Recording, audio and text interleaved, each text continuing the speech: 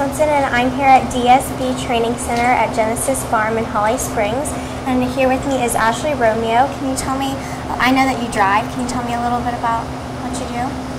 Well, I drive Welsh ponies, and I have been for the past 5 years. So I drive in competition, in carriage driving, and obstacles, and we do the flat classes, in that you have reinsmanship, turnout, and working. Can you tell me about the obstacle class you do? Well, we have multiple classes in obstacles. Normally we either have just one of my favorite to do is the pick your own route, where you're given a couple sets of cones. Normally you have 10 cones and then a start and finish cone. And you go out and you get to walk the course and you get to decide which cones you go through in what order, and you try to get through all of the cones without knocking any down the fastest you can. Can you tell me about reinsmanship? In reinsmanship, you're judged on how well you drive and control your pony. So it's judged on the driver and how well the pony responds to the driver. Can you tell me about a flat class? Well, that's just all 3 of the classes that we do. Just you go in the ring and you, depending on which class it is, do your thing. Can you tell me your favorite class? My favorite class is probably any of the obstacle classes. Can you tell me why the obstacle class is your favorite class? Well, in the obstacle class you get to, you sort of do your own thing, and it's more based on speed and how fast you can turn and get through cones, and I think that's really fun to do. Can you tell me about the Welsh pony breed and why you like it? In Welsh ponies, you have a lot of diversity because you have A through D in sections. Do you have a favorite pony out of all your Welsh ponies? My favorite ponies right now is Mendon, who I have been driving this year. Have you won any awards with the horse or pony? I have done 2 shows with him so far, and in the first show I didn't win any overall, but in the second show we got novice pony champion. What class? We got overall champion in the novice division. Can you tell me about the novice pony division? So in the novice division we had 6 classes. We had our turnout class, working class, reinsmanship, and then we had 3 obstacle classes. And in novice, if you haven't won 3 blues at 3 different shows, then you're still in novice. How many have you won? Right now I have 2, so I have 1 more show that I win a blue at, and then I'm out of novice. Then what do you do? Then I would go into the single pony division. I understand you ride as well. Can you tell me a little bit about that? So I've been riding for the past 7 years, and I ride in shows just like I do with driving. Riding, I last year rode a Morgan named Jingles, and with him I actually got open show national champion. What disciplines do you do?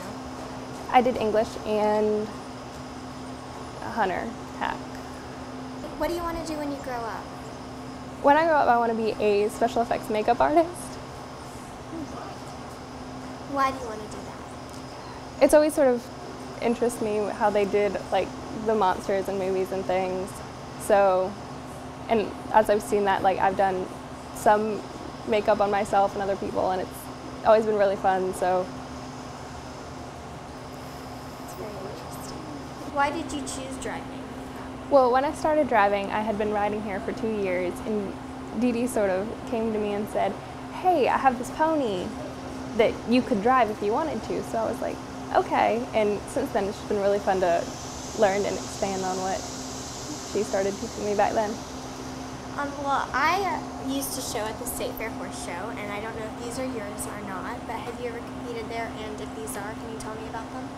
Yes, I have competed there a couple times. These are not mine. Have you ever won anything at the State Fair? Okay. In the Hunter World, we wear the same thing in every class that we do, and I understand that carriage riders, they can wear different things. Can you tell me about that? Well, when you're in a carriage, you're at a show, you're required, if you're under 18, to wear a helmet, and if you're over 18, you have to wear a hat, and then you have to have a whip with you, and you have to have gloves and a lap robe. Now, other than that, you should wear nice pants or a nice skirt and normally we wear jackets, just nice ones that we've picked up from different places. Stay tuned. Modern Horseman TV will be right back. If you're interested in a career working with horses, then Martin Community College is the place for you. MCC's Equine Technology program is the only one offered among North Carolina's 58 community colleges. The program is management-oriented with classes in breeding, nutrition, training, riding, equine health, and more. Graduates can leave MCC prepared to work in recreational and racing barns, breed to discipline-oriented farms, or assistant farm management. For more information, contact Martin Community College today. When do you have to start wearing hats? Well, you can wear a helmet. Anyone can wear a helmet if they want to, but as soon as you're over 18, you get to wear whatever exciting hat that you want to put on. Do they wear something like at the Kentucky Derby, or? Mm-hmm. Just like that. Can you tell me about your carriage? Well, with Mendon, who I'm driving now, I drive in a gig. I know nothing about carriages. What is that carriage? It is a natural two-wheel country gig, one pony vehicle. I understand that you've won a national championship. Can you tell me what that felt like? It was really exciting to see all of the work I put forward in doing this finally sort of achieve something. Where do you see the horse world you're in now? Where do you see it in the future? Hopefully I'll continue to show as I get older, but you never know, it depends on where you end up. Okay. Thank you for spending time with me. I really enjoyed hearing about you.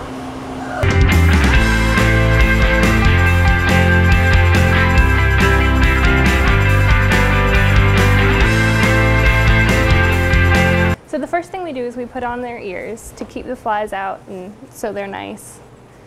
And don't freak out if flies get up on their faces. And the first piece we put on is the saddle.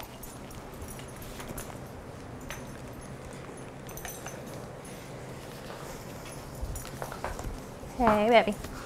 Don't step on me. Stop it.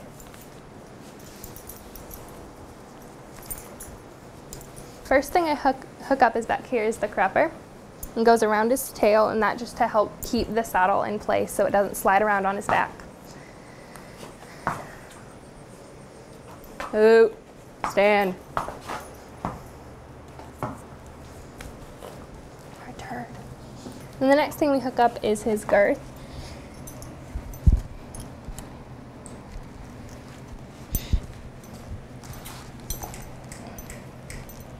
When we hook them up to the carriage, the traces will go back and hook to the front of the carriage, and it'll help pull it so it's not pulled on their back.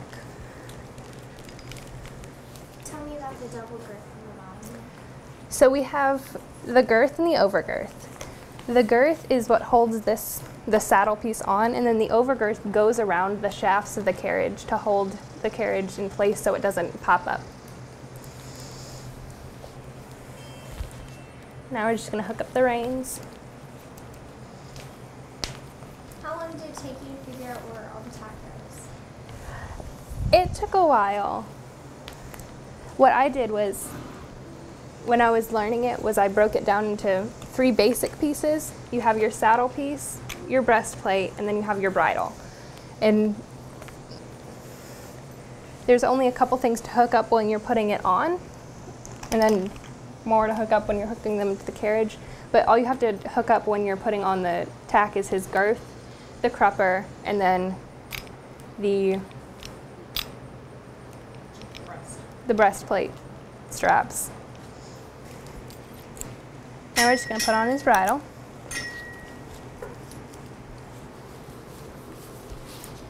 Here, baby.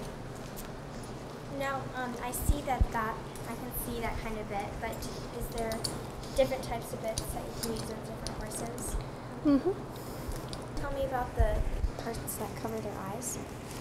Those are his blinders. Those are to keep him from seeing the carriage behind him, and it's to keep him focused on what's in front of him and not what's going on around him when you're driving. Well, it seems very interesting, and it seems like I'd like to drive someday. Can you tell me how you started and what you need to do? Well, I think one of the things you need is a strong horse background and a well-qualified trainer and a well-broke horse. And you can't just start with any horse. You have to have a horse that is conditioned to know to drive. We're just gonna start hooking him up, and you always want to have a header with your horse so he doesn't try to go forward while you're doing it. Can we put it in the last one, or we gotta change the traces? Put it in the last one and see if we can. Okay. Okay.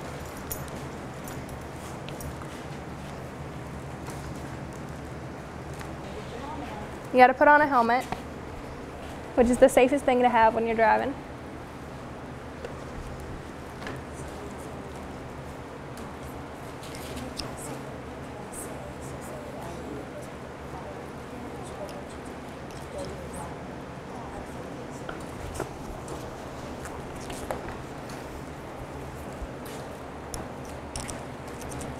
Okay, Mendon, walk on.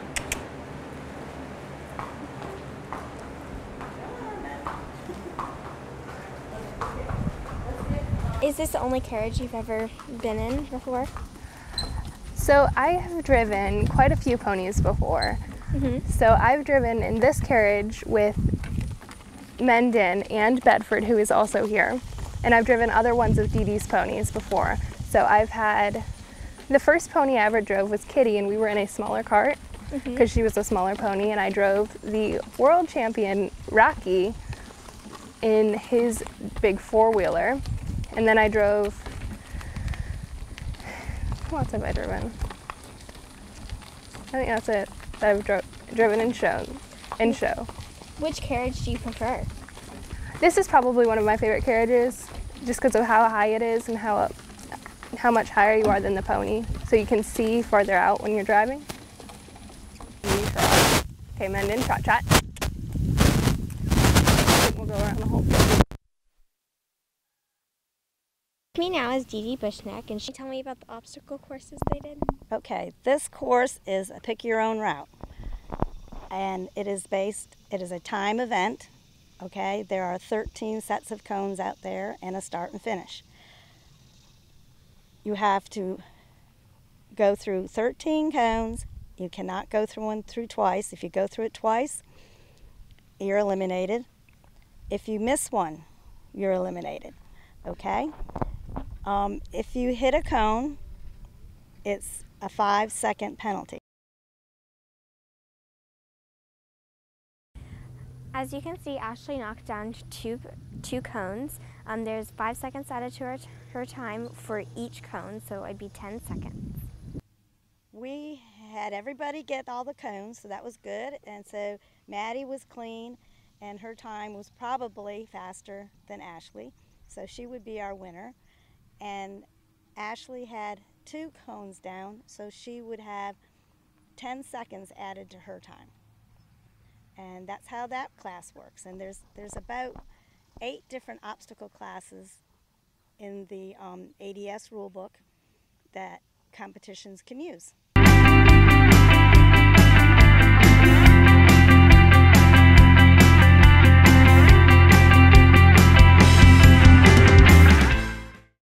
With me now is Lindsay Harper Willis, and Lindsay, you guys may remember, was the Miss Rodeo Virginia for a long time. And Lindsay has started a Miss Rodeo pageant here in North Carolina. So tell us a little bit about what you're doing. Thank you, Rose. The Miss Rodeo North Carolina Association was just recently formed this year. It is part of the Miss Rodeo America organization. There was a Miss Rodeo North Carolina organization back in the 60s through the 90s, and then it ceased to exist until this year when we resurrected it and brought it back, and we're going great. We're going strong. It came about because there's a lot of rodeos in North Carolina, and we had no one to represent us. All the different states in the Miss Rodeo America program, and North Carolina was not represented.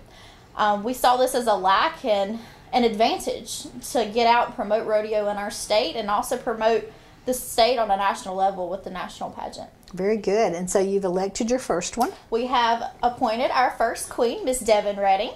And this coming year, we'll be holding our pageant for the 2016 Miss Rodeo North Carolina. And we're also hoping to have a junior Miss Rodeo North Carolina and a teen Miss Rodeo North Carolina. And what exactly is that?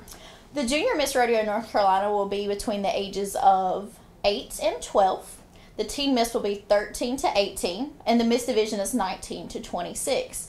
And basically the junior miss and the teen miss will get to travel the state with Miss Rodeo North Carolina and assist her at events and offer scholarship opportunities and for all 3 divisions. Okay, so if people out there have kids or ladies that want to compete, how do they do that? Okay, you can contact us on Facebook at facebook.com/Miss Rodeo North Carolina, or you can email us at MissRodeoNorthCarolina2015@gmail.com or MissRodeoVirginia2012@gmail.com. Okay, and if people want to book Miss Rodeo for their events, how would they do that? You can do it through either of those ways that I just listed, or you can give us a call at 252-289-6049. All right, thank you very much. Thank you.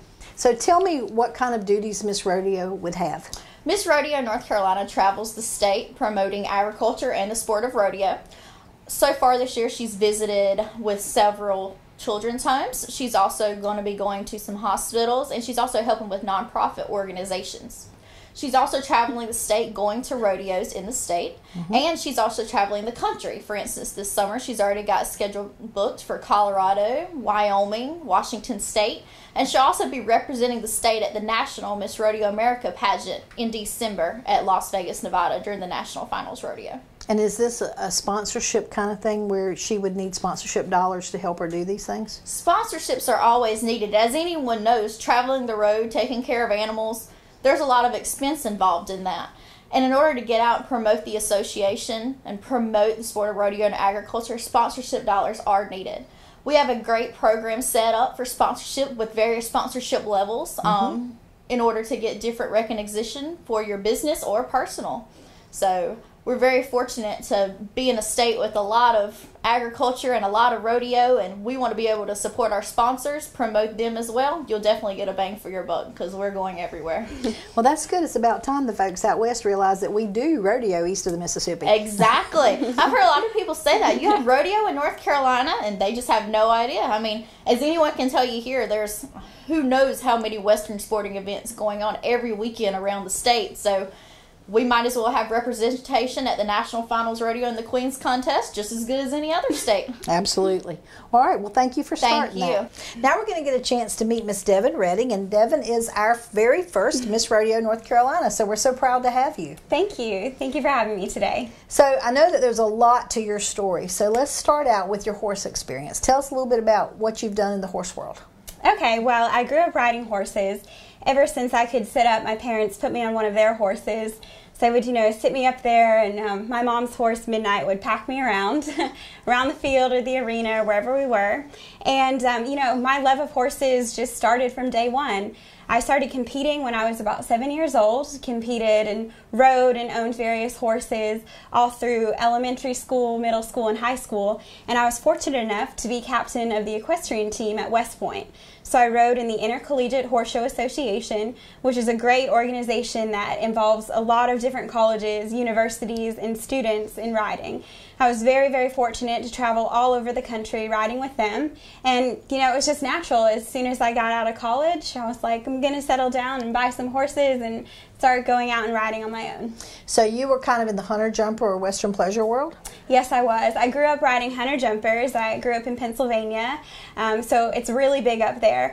But, there's also some rodeo influence and a lot of Western pleasure and reining up there as well. So I did some of that when I was younger, and then I transitioned more into Western riding when I was in college because the Intercollegiate Horse Show Association has a very strong Western pleasure and reining presence. Okay, and you said you went to West Point, so tell us a little bit about why you were at West Point. I did go to West Point. People ask me all the time, why did you choose to go to West Point? Do you have family in the military? And I actually don't. It was just something I decided to do when I was in high school, and I thought it was a great opportunity for me to see the world, to meet new people, and, go on adventures with the Army. And so, I went to West Point. I decided, hey, I'm going to stick it out. ended up graduating, and now I'm stationed at Fort Bragg, North Carolina as a finance officer. All right, and so you are a finance officer with which division? I'm with the 3rd Special Forces Group. All right, and I understand you've seen some active duty? Yes. I was deployed from May 2013 to May 2014 in Kabul, Afghanistan as an individual augmentee. So I joined a program that was doing budget for the Afghan National Police. So, anything they needed, I procured. All right, that's good. They certainly need plenty of folks like you, I've no doubt. So you moved to Rayford, North Carolina, and that brought you to barrel racing? Yes, so I started riding at a small local stable in Rayford, Foxridge Stables, and the owner there, does a lot of Western stuff. Her boyfriend bull rides, and she barrel races, and she really got me into it. So I have 2 quarter-horse mares now, both pretty young, 5 and 3. So we're starting them on the pattern, seeing how they're doing, and hopefully going to get out there and start competing very soon. So what are your goals for Miss Rodeo North Carolina? What would you like to leave as your legacy? Really, this year as Miss Rodeo North Carolina, it's not about my success. It's about building a strong foundation for the state organization and really building the basis for giving girls in North Carolina who are involved in equestrian sports and rodeo an opportunity in the future to pursue professional and educational goals. All right, very good. And what advice would you give to girls out there that are interested in signing up to compete in the pageant this year? Well, I would definitely say follow all of our adventures for Miss Rodeo this year and, kind of get an idea of what you're getting yourself into. It's been a great and crazy ride so far, but I would encourage all girls who are interested to, brush up on their riding skills, stay active in the horse world, get out there and compete, and just, follow your dreams and really pick a goal and stick to it. All right. Well, we're going to keep our eye on you and look forward to seeing all big things from you. Thank you for spending some time with me. Thank you. So, Lindsay, when the girls are in the competition this year, what kind of things do they do? How do you get to be Miss Rodeo? Well, the Miss Rodeo America pageant, which is what our Miss Rodeo North Carolina aims for and what we base our pageant on, is basically like the Miss America competition, but no swimsuit contest, so don't worry about that. And our talent is riding horses. So basically what you'll be doing is you'll have a personal interview, much like we're doing now, just with 6 different judges. They'll be talking to you, just getting to know you and a little about you and see how well you would represent our state. There's also a horsemanship portion, which basically is a reining horse pattern. You'll have a normal reining set pattern, and then you'll have a freestyle pattern. And this is not merely based on how well your horse works or how well you know how to rein. It's about how well you ride and how well you're able to adapt to different circumstances.